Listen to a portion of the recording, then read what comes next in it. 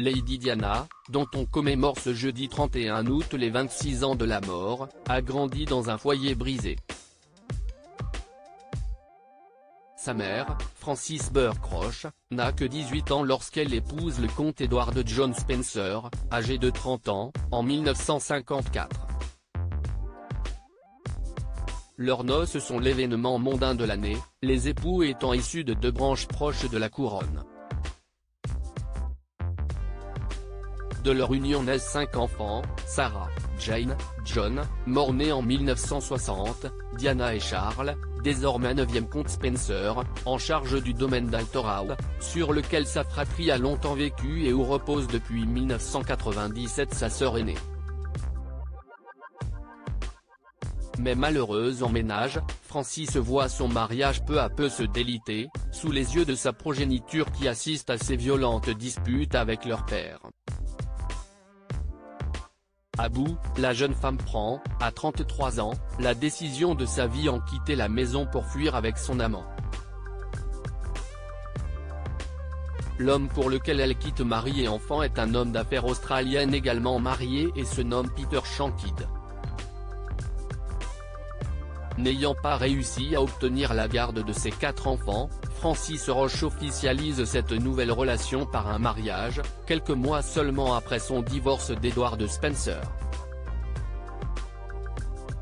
Longtemps, Diana, âgée de 6 ans au départ de sa mère, espérera son retour, en vain.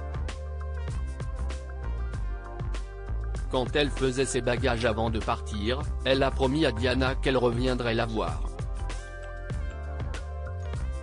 Diana avait l'habitude de l'attendre sur le pas de la porte, mais elle n'est jamais venue, se souviendra Charles Spencer dans l'un de ses livres. Notre père était une source constante d'amour mais notre mère n'était pas faite pour la maternité. Elle n'était pas capable. Elle était amoureuse de quelqu'un d'autre, folle de lui vraiment, poursuivra-t-il aussi. Supérieur à Lady Diana, retour sur ses looks les plus controversés. Le divorce de ses parents, un cataclysme pour Lady Diana. Le divorce de ses parents restera pour Diana le grand drame de sa vie. Scandalisée par l'égoïsme de Frances Burke Roche, par ailleurs issue de l'aristocratie, la presse britannique fera de cette séparation un sujet d'ordre public. Un vrai cataclysme, comme l'indique Lou Santine dans Lady Diana, une tragédie moderne, parue chez Casa Éditions pour les 25 ans de la mort de la princesse de Galles.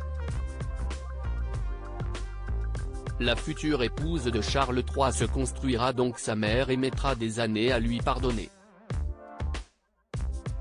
À sa majorité, elle reprendra contact avec elle, et l'inclura dans la liste des invités à son union avec le prince Charles, en juillet 1981.